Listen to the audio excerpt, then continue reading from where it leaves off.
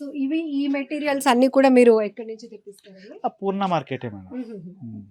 ఈ కాస్ట్యూమ్ అంతా కూడా పూర్ణ కొంతమంది వాళ్ళే తెచ్చి వాళ్ళే ఇస్తారు, తెచ్చి లేదంటే మీరు ఆ. మెటీరియల్ మా మీకు నచ్చిన మా colour కంపెనీ తరపున మేము మట్టి combination. వరకే చేసేస్తాం మేడం.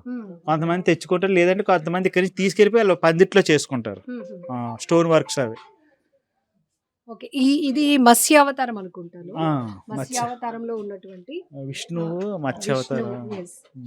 సో ఇది కూర్మావతారం, కూర్మావతారం, నృసింహావతారం, నరసింహావతారం, సింహం అన్నమాట. ఇక్కడ మళ్ళీ మన మత్స్యావతారం, మత్స్యావతారం, తాబేలు కూడా అవును. అదే అవతారు కదా.